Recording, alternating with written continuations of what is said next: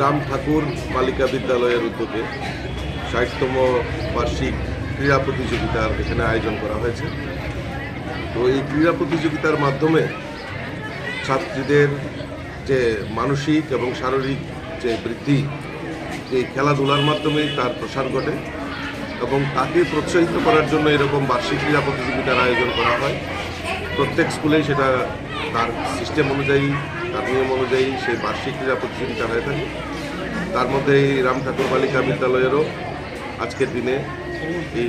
বার্ষিক ক্রীড়া প্রতিযোগিতার আয়োজন করেছে এবং আগামী দিন আমাদের রাজ্যের মাননীয় মুখ্যমন্ত্রীর যে সংকল্প, যে এক ত্রিপুরা শ্রেষ্ঠ ত্রিপুরা করা এবং নেশামুক্ত সমাজ তৈরি করা, তো এই খেলাধুলার মাধ্যমেই